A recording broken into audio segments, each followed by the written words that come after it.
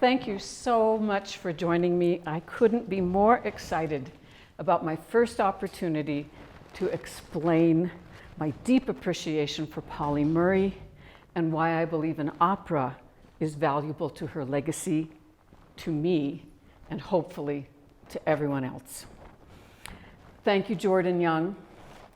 Thank you, Martine Schultz, whom I just met. Thank you, Kyle Anderson, for being here today to support. And also, Pilar. I don't know Pilar's last name. Well, thank you, Pilar Long. But it's fantastic to know that there is a place like this where I can see my dreams realized. I also want to thank Barbara Lau, Angelique Abernathy, and she of the Pauli Murray Center for History and Social Justice Barbara spent decades of her life devoted to the study and the dissemination of information about Pauli Murray and her influence on the world. Without her guidance and assistance, I would have a hard time being where I am today with this project. I also want to specially thank two of the authors of the many books that now exist about Pauli and her many various exploits. This book is marketed as a young adult book, but let me tell you, it is the best, most emotionally connecting and deepest resource about what Pauli meant that I have read so far. And that could be partly because one of the authors is her niece, Rosita Stevens Halsey and Terikata Sue Jennings. So I will be reading some excerpts from this book, and I highly recommend that you consider if you're really starting from scratch with Pauli. This is a poetic read as well as a historical read. And of course, as a musician, that speaks to me so well. Betsy West and Julie Cohen, who made the biopic about Pauli Murray, are also to be thanked because this information has been much more broadly disseminated due to that media. You can get that biopic on Amazon. And there's a list at the end of your program to help you get started with this. Finally, The Firebrand and the First Lady is the first book I read about Pauli Murray, and it's because my mother-in-law said, "You have to read this book." But then I could see she was very hesitant to actually hand the book over. It's like it was too important to her to give up her copy. So I said, "Don't worry, I'll get my own copy." I got it right away. I fell in love with the whole situation, and the rest is history. I must now proceed with a note on the use of pronouns, they, them, their.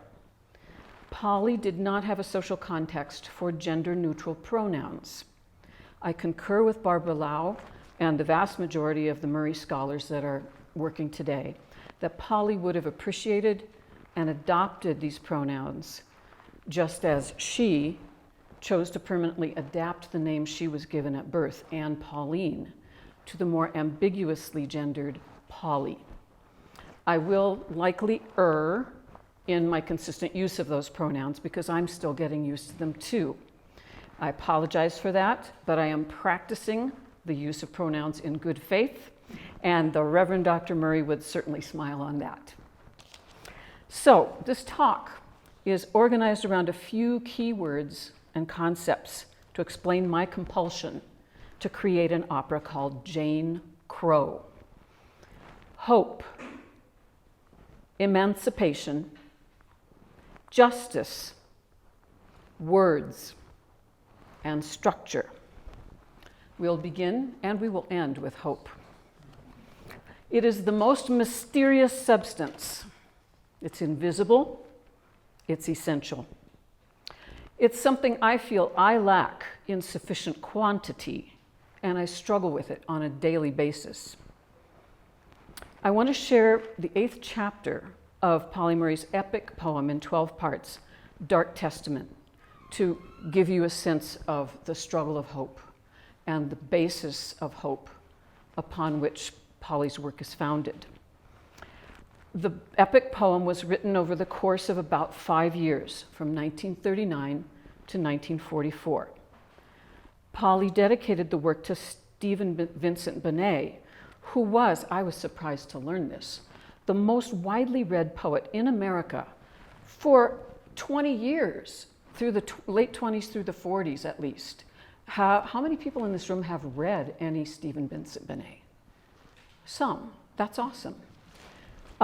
He was such an important force, and she loved his work so much that when she was in the depths of some of her worst circumstances, she reached out to him and shared some of her poems.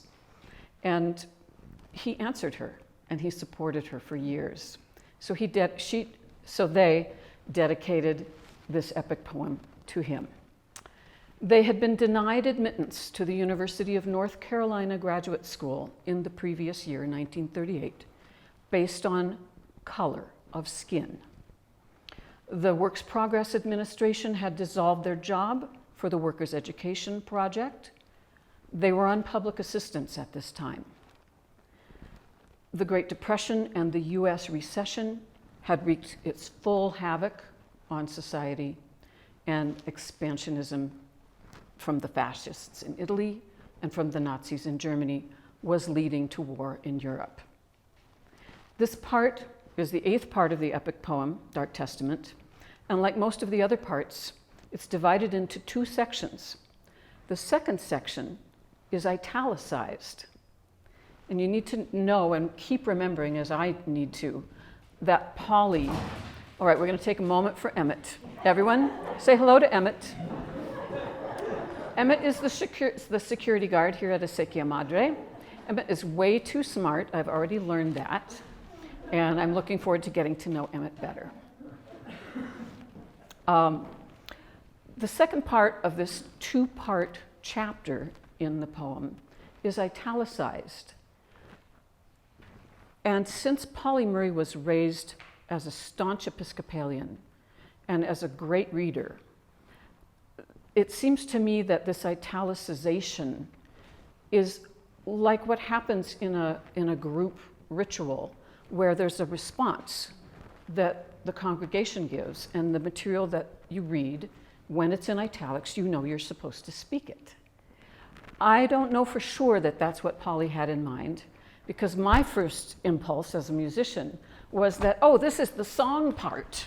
This is where she was singing in her head. So with that in mind, let me just give you her words.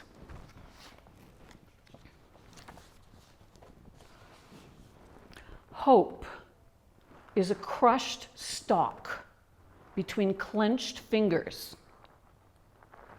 Hope is a bird's wing broken by a stone. Hope is a word in a tuneless ditty, a word whispered in the wind, a dream of 40 acres and a mule, a cabin of one's own and a moment to rest, a name and a place for one's children and children's children at last. Hope is a song in a weary throat. And here's where the italicized part begins. Give me a song of hope and a world where I can sing it. Give me a song of faith and a people to believe in it. Give me a song of kindliness and a country where I can live it. Give me a song of hope and love and a brown girl's heart to hear it.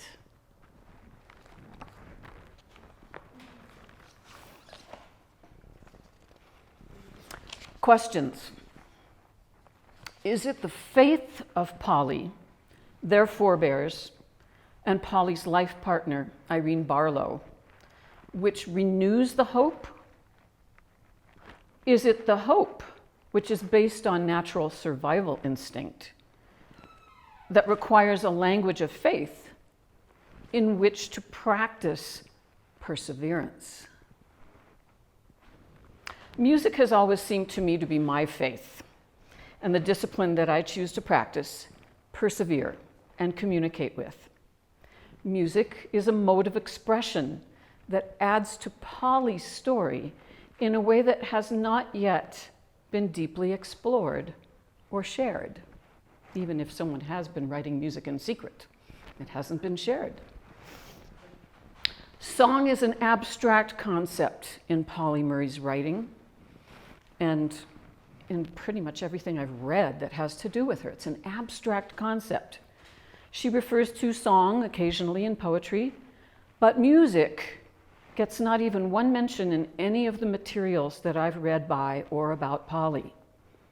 Its value as an invisible, essential, and mysterious substance helps me track history, trend by trend, musical trend by trend, providing a literal soundtrack parallel to Pauli's life history. It provides me with sounds to engage with, to react to, and ultimately to rewrite into my own compositional language. So being a history geek, being an American studies geek, and being able to relate through my parents' lives and the stories that they told me to many of the events that Pauli experienced in their own way, this music is already rolling around in my mind. I loved the music of the Roaring '20s. I've loved everything since then. Jazz is my home territory music. So this is natural water for me to swim in. That was your first section. Emancipation. Pauli's quest was emancipation. Personal emancipation, social emancipation, spiritual emancipation. While most of us, at least subliminally, are on that same quest, Pauli was able to focus on the micro and the macro level functions of the individuals and systems that make up that quest. She was able to analyze those things, devise alternative systems to the ones that are not functioning well, pursue legal and institutional enactment of those things that she devised, and she was able to engage others, either as part of her community or as an adversary. Another important quality is that she was able to slough off the endless injustices on the way to success. Here is the one that I find personally the most bitter of the ones that I know about. Pauli Murray's unique ideas and literal writing from a 1944 Howard Law School class that she presented a paper for were conveyed in the paper by the professor that they took that class from, Spotswood W. Robinson III, who was later a U.S. Appeals Court D.C. Circuit Judge, conveyed her writing without her knowledge, conveyed their writing without their knowledge to Justices Thurgood Marshall and others, which contributed foundationally to the reversal of an 1896 law, Plessy versus Ferguson. The group of cases known as Brown versus Board of Education, only 10 years after Pauli wrote that paper in 1954, Brown versus Board overturned Jim Crow, 1896. Pauli did not know about it until Pauli did not know about it until they read the actual writing that was handed down from the Supreme Court and found their own words verbatim. I don't know what was in Pauli's thoughts and feelings, but the only thing that they reported to have said to Spotswood, whom she called Spots, after finding this out was, "Why on earth didn't you tell me?"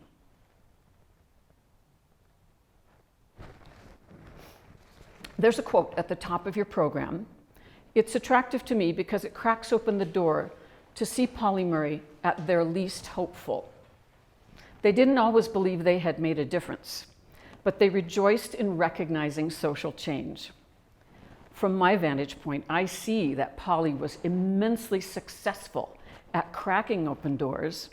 I see Pauli as one of the most consequential individuals in American history, period. I could read that out loud, and I suppose I should.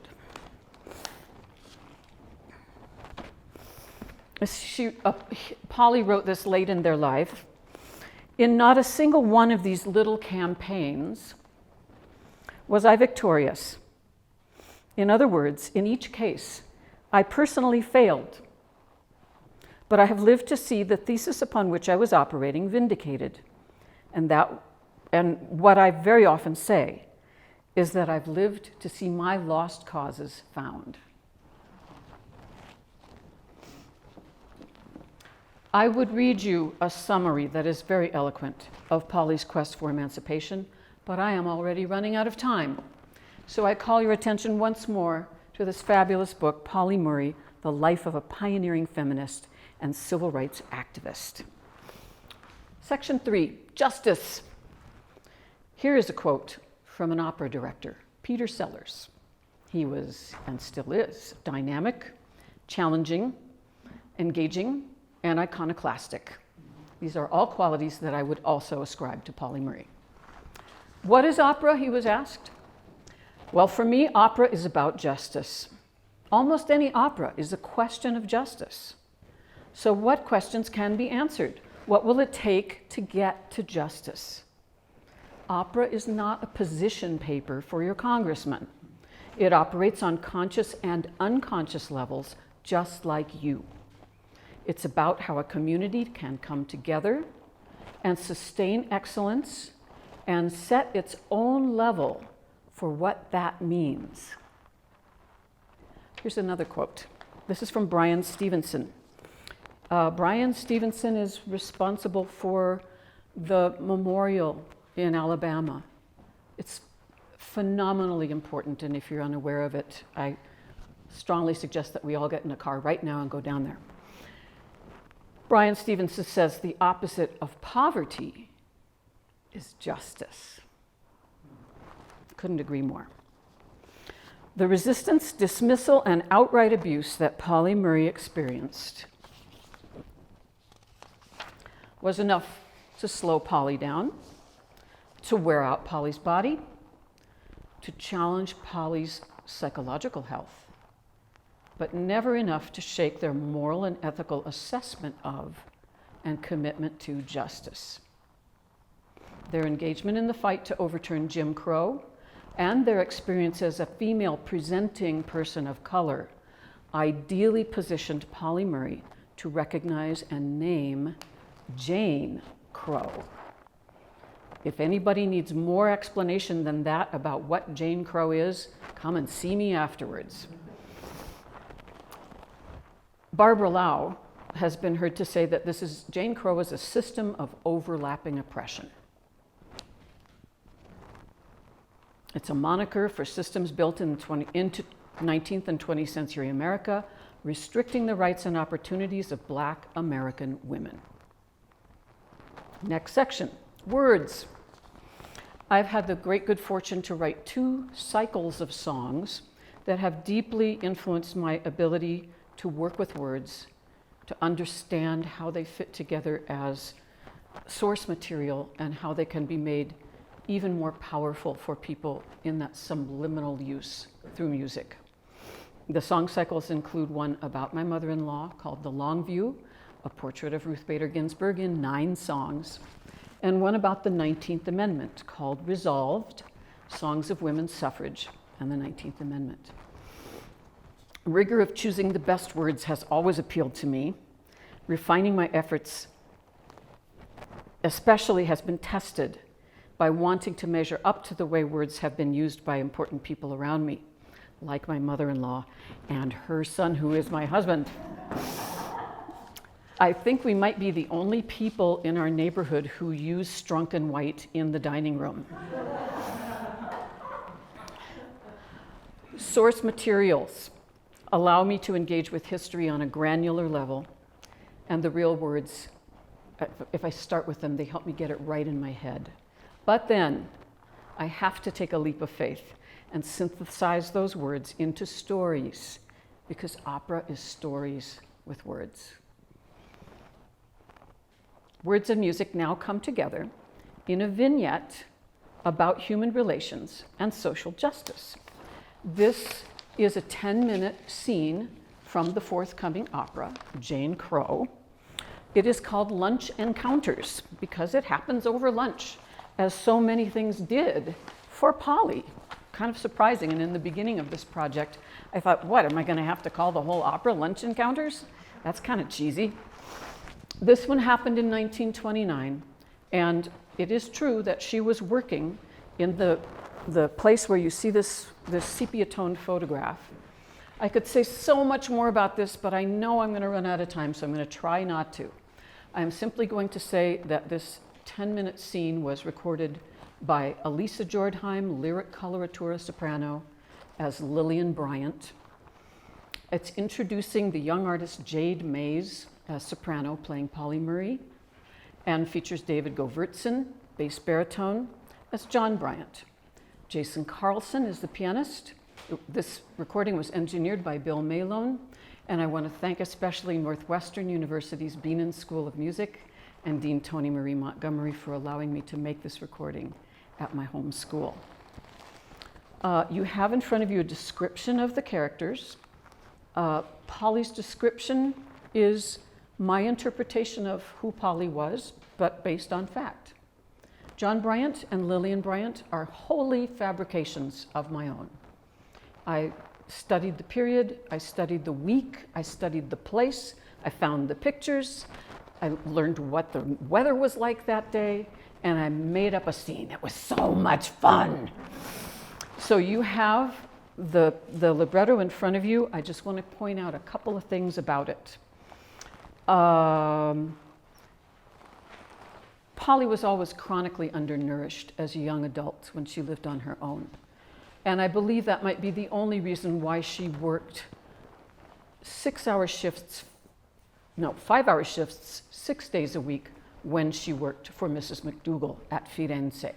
Because, I only learned this part last week, she was allowed to have food at the job, leftovers, in the basement.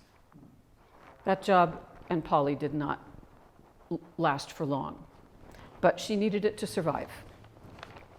You'll see in the photograph, centrally located, a big well that looks sort of Italianate, and a brass pitcher sitting on that well. All of these light-skinned black women had to put on fake Italian costumes, draw water from the well, and serve an entirely white clientele. And what they served their entirely white clientele was roughly something like what Lillian orders: an egg salad sandwich and a cup of hot tea. Everything about this situation is so fake that you will hear in my intro, which is right now just a piano version, not an orchestral version of the scene, you'll hear some tremolo sounds, kind of rattly notes. And then you'll hear them kind of move on into an actual tune.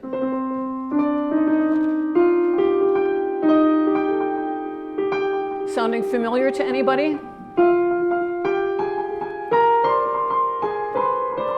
Torna a Sorrento, return to Sorrento. A completely wrong kind of Italian song for a restaurant called Firenze, but perfect for the situation. So I love embedding things like that bring context and layers to the situation. What else would I really like you to know? I would like you to know that there are really 3 little arias. Pauli gets the first one. And interestingly, John ends up kind of tagging on to her first little aria. Then there's some talky-talky, singy, recitative stuff. And then there's another aria because Lillian brings in this completely different energy. And in a way, Lillian and Pauli are on the same side. They see more, they feel more, they recognize more, and they connect in some interesting ways, which leads us to the final fireworks and triangulation of the relationship when John has been so offensive and sarcastic that Lillian just can't take it anymore, and she makes it stop. And she says, "You look a little faint, miss. Maybe you could put this sandwich to better use than I." which is perhaps the most offensive thing that she could have said, but she didn't understand. So you have the words here, and you will make your own interpretation of that. But then finally, they all sing simultaneously in a trio that brings this scene to a close. So let's listen.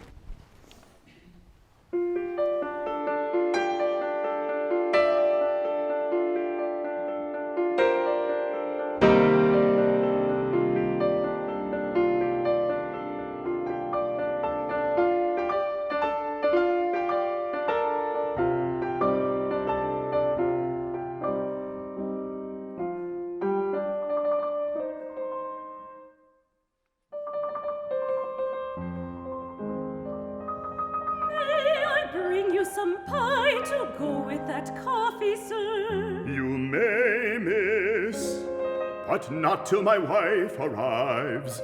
I want water now.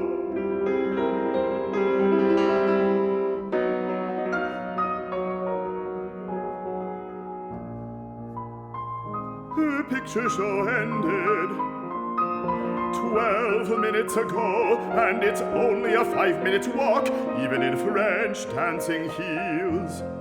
Seems like nothing goes according to plan these days. Oh, well. I take it you're stock trader then. Your powers of deduction are unusual for a colored waitress. Well, sir, I am advantaged by my Italian environment and my Hunter College education. And I'm sorry for your recent losses, sir. Did you learn that sassy attitude at Hunter? Or did you bring it with you from Italy? Excuse me, sir. I'll just see to my other tables.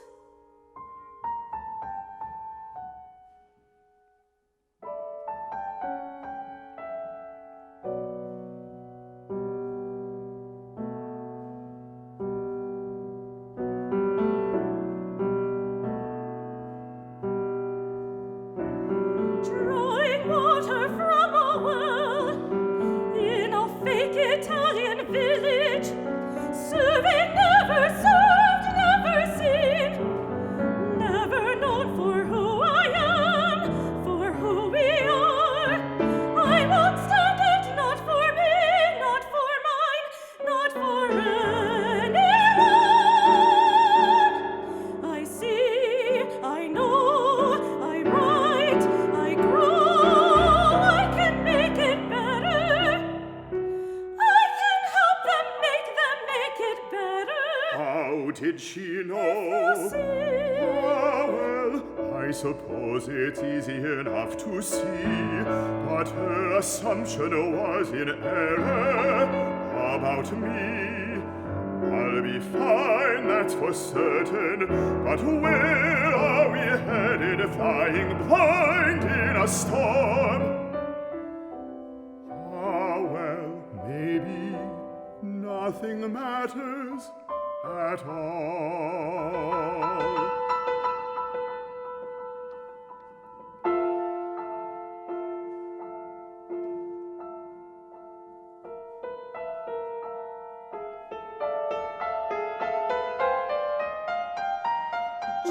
JB, hello, baby. I'm so sorry to be late.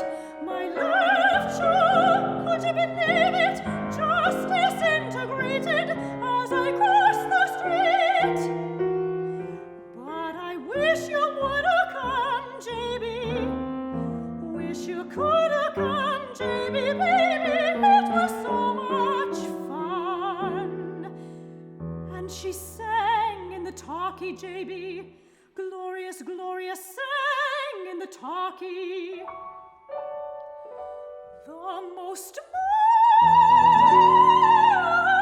marvelous song, so sad that I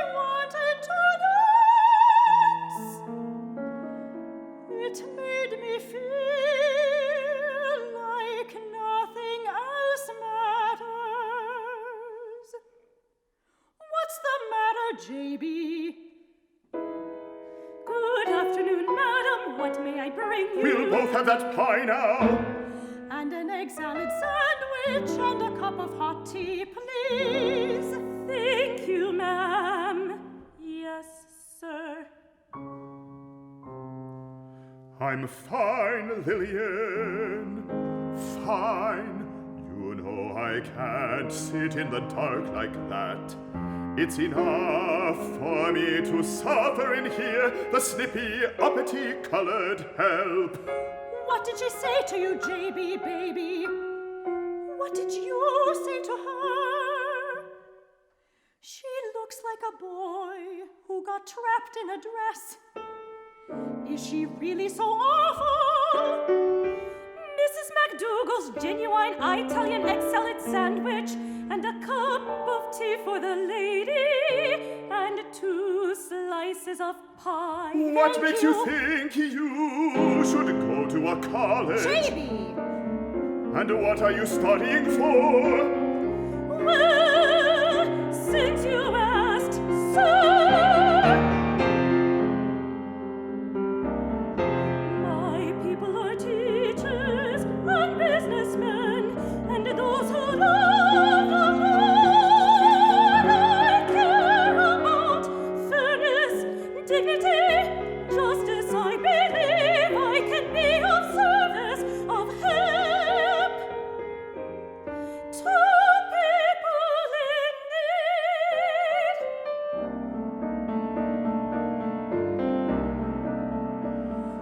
What's your name?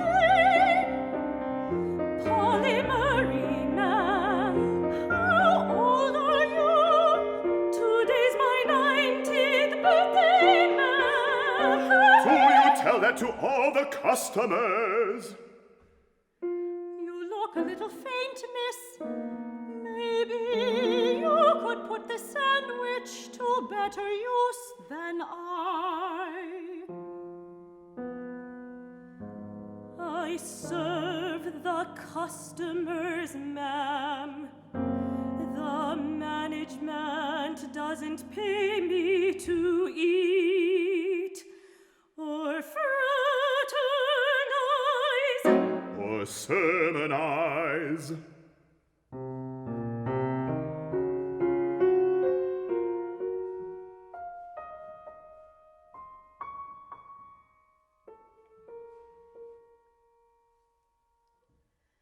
Just let me breathe.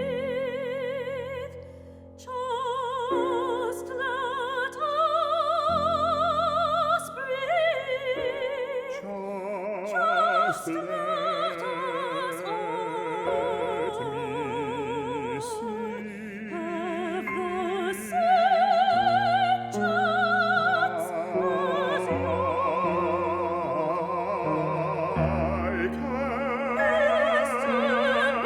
Make it out. I can't see where we're going. As your loveliness stars in your eyes, just let me What's this just man? let me ask you, just let us breathe.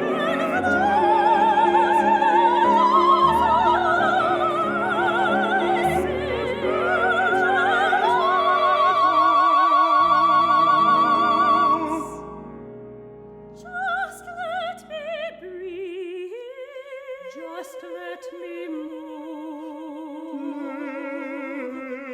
Let me see. Let me move. Just let us all have the same chance. Maybe.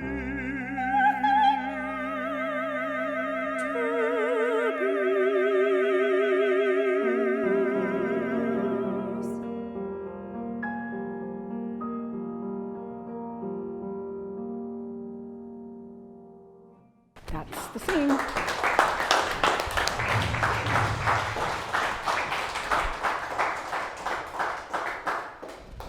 Thank you. There are some lovely photos of Pauli. Pauli in a young phase where she told Eleanor Roosevelt that she felt this image represented her in her most comfortable self. I love this early photo of the family before it was literally destroyed by circumstances. Pauli Murray's aunt, Pauline, is the tall woman in the back, next to the smallest child, who is Pauli. Eleanor and Pauli together during some of their happiest years. And of course, Pauli's life partner, Irene Barlow. And although it's not a good image, the gravestone that I have at the bottom is really notable because Pauli created her family. The Fitzgerald family was one side of Pauli's family. Aunt Pauline and Aunt Sally were her primary matriarchs, and she cared for them during lots of their life, as well as Aunt Pauline caring for Pauli. Aunt Sally is named Sarah. Pauli's name is just under that, listing her birth date but not her death date yet, because when Irene's mother passed away, Pauli and Irene decided that they would include the Barlow family in their family. So Pauli's listed, then Irene, her partner, who passed away in 1973, and below that, Irene's mother, Mary Jane, which I find very moving. I want to share just a couple more things with you, and if we have questions, you should start thinking about them now. What time do we have, dear husband?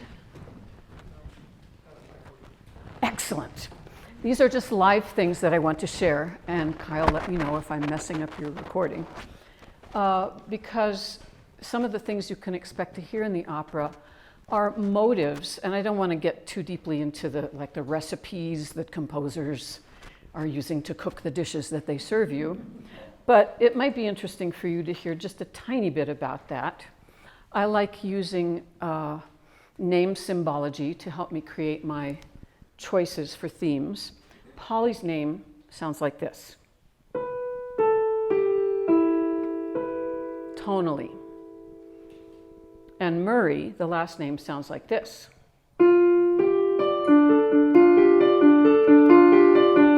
Which is the opening of this scene, if you remember that insistent sound. Murray, Murray, Murray, Murray. So everybody has their own little motives like that I use to tie things together to give me ideas. Aunt Pauli, of course, figures early in the show.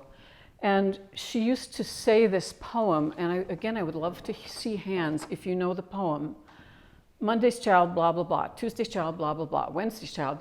And a child that is born on the Sabbath day is fair and good and wise and gay.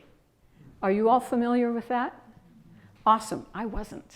So this is going to be something for generations much younger than us to be learning about in this telling of history. Pauli used to either say that or sing that to Pauli. I have no evidence that Pauline sang it, but she's going to sing it in my opera. So it's going to sound something like this.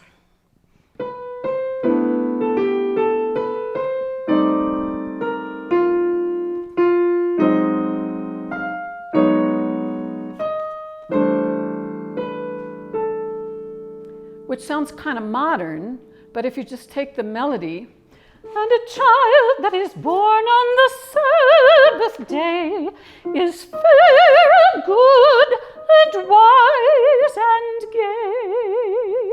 Sounds like a normal tune that anybody would just sing.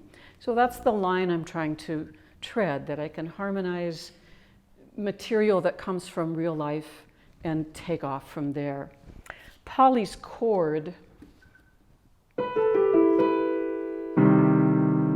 really, when that goes under it, it makes it a whole different sound. So that's kind of hopeful sounding to me. even more resolved, but that's Pauli's chord. Wise and gay is the end of the poem. So it brings a whole new set of subliminal meanings to it. Well, these are the nuts and bolts of what I'm working with as a composer that are really fun for me, and hopefully transmit to you without you having to even think about them. I guess I'll stop with Grandma Cornelia, because she's the starting place. What an interesting woman. I've only seen this in one reference book, and I really need to make sure that it's true, but this book says that Aunt Cornelia used to say, "I free myself by the way I see myself." And if that doesn't sound like a motive for the whole opera, I don't know what does. And Aunt Cornelia was the child of a rape of a black servant by a white man who was not part of the family. And Aunt Cornelia married a mostly white man who was a hero in the War of Emancipation. So I think this is her thing. I free myself by the way I see myself, which sounds like it already exists. It sounds like a field holler. Something very much like that already does exist. But it gives me the ultimate freedom to make variations on that. And I can already hear the choral sound that will blend the Episcopalian choir with the choir of what we now would call Black American gospel music. So there's a long ways to go. I hope by next year at this time I'll be able to present to you a reading of the entire opera with real live singers. And I really appreciate you sharing this hour with me.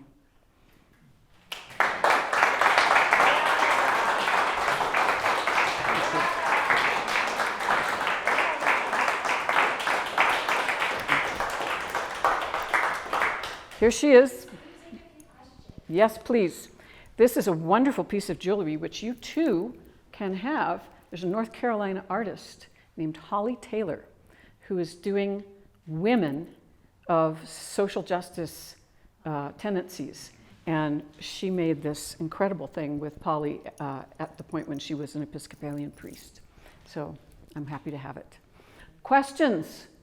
Comments? Go ahead, husband. There are so many interesting episodes in her life. Do you have ideas about which ones you plan to treat in scenes? Good question. Did everyone hear that? Okay. Pauli's life seems to me like a series of vignettes or episodes. She went through so many different phases and places and struggles that it's pretty easy to divide up her life into a sort of timeline of sections. I can say for sure that the moment when she says to Professor Spotswood, "What on earth? Why on earth didn't you tell me?" That has to be in there. Maybe for her it wasn't that big of a moment, but I think for us it needs to be a very big moment. I see the timeline as her family roots lasting until about the age of 18, her coming of age about 11 years, during which she was hospitalized for psychological problems. She was searching so hard to understand why she felt she was trapped in a man's body, and was certain that there were undescended male organs inside of her body because there was no medicine to describe at that time what she was feeling. Then a very long period that has many subchapters. From 1939 to 73 is her life of law. And from 73 to 82, she had her life of the church, and then another 3 years where she was not legally employed by the church, because Episcopalians have a mandatory 72-year-old retirement. But from 39 to 73, she was studying law, practicing law. She was involved in civil rights from the point of view of Black civil rights only for 3 years, and I think that's another really important kind of focal point for her. She saw that only men were allowed to speak in the Black Civil Rights Movement at that time. No women got close to Martin Luther King Jr. If you look at it, it's right in front of you. And so from 64 on, she became what is now known as a feminist. She added the Civil Liberties Union to her life in 65. She helped create the National Association for Women, which was a critical organization in 66. And in 67, she added teaching. So this period is just so vibrant with energy that she shares with the world. And then finally, 3 years later, she gives up her job at Brandeis when Rennie dies and takes orders to become an Episcopalian priest, which of course she has to fight for. And of course, she was the first Black female to be ordained. So, anything else she needs to do for us? I didn't hear either the bus or the witch country. Yeah, the bus incident, she would have been potentially the first person to come before the Supreme Court for having refused to sit on the back of a bus, had she not been dressed in men's clothing at the time. And it was a spur-of-the-moment choice, and it created unbelievable havoc, really interesting part of her life. But again, as I get a bigger picture look at her, it's not nearly as important to me as that moment when she realizes her ideas have been taken. Taken. Yes. Winnie. You mentioned our beloved Peter Sellers. Yes. Oh, would this be a subject that he would be fantastically interested in? I believe you're correct. Peter Sellers probably knows more about Pauli Murray than I do already. Yes, yes. And I know him like a brother. And he would go crazy. But will I get a word in edgewise? What difference does it make? You're right. As long as you listen. You're right. You know, I wonder if he really is, it's a perfect subject for him. It is a perfect subject for Peter Sellers. Absolutely. Wouldn't that be amazing if this is the place where the idea balloon starts? Yeah. Wouldn't it be amazing if Winnie made that happen? Yeah. Yeah. It's fabulous. I mean, the opera is mesmerizing. And this is the moment for Black opera. Well, I fear that I might not be the right person for Black opera. You And know I have what? worried about that. And I can't help it. Who I am, I'm lucky to have the information I have, and I have to make it.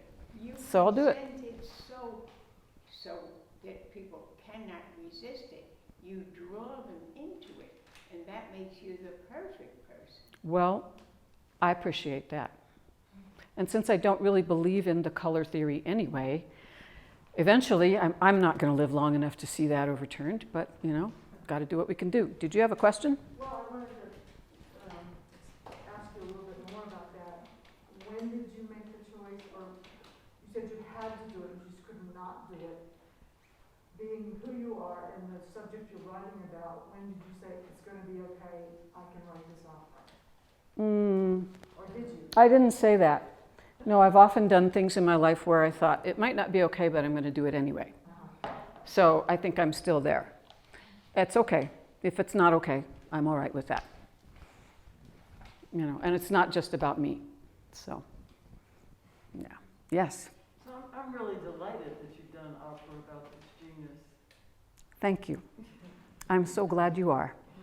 She is a genius. An amazing confluence of stories all in one person. Yes. I mean, the thing that's striking to me is her intellectual, her presence in the history and all of that, and her intellectual capacities. And it must be interesting, like, how much do you go into nuts and bolts of the brilliance of her legal mind? I have all the books. Like a symbol. I have the textbook, you know, the way states' rights were treating Black people. She created the Bible for that. And again, if that book didn't exist, it wouldn't have been possible for Thurgood Marshall to do what he did. So I won't read that whole book. No, I won't, but I have to have it sitting there on my shelf, just in case there's something in one of these cases that I have to just go to the source. So, you know, that's what my mother-in-law would have done, so. You might want to mention her name did appear on one Supreme Court brief. Oh, it appeared on 2, actually. Oh, okay. Yes. The second case that Ruth Bader Ginsburg argued before the Supreme Court is the more famous of the 2 that Pauli is credited as having ideas that made it possible for lawyer Ginsburg to win that case.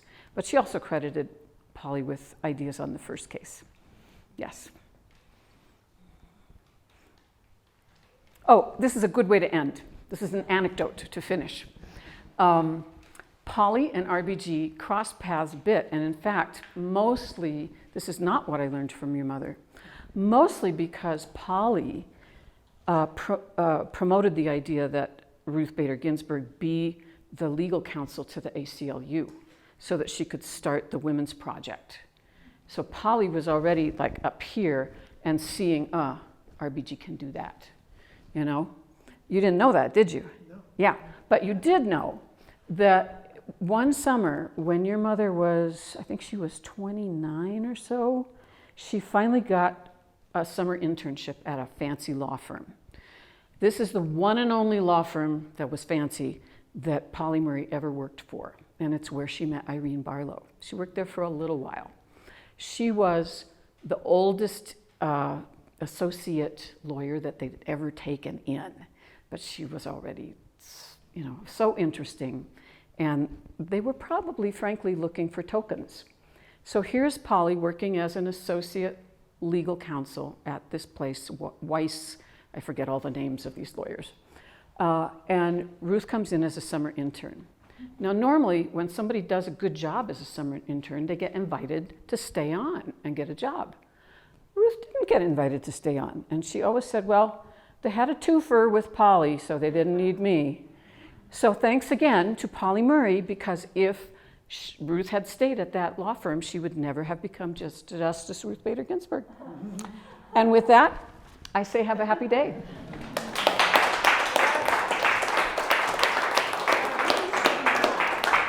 Gracias.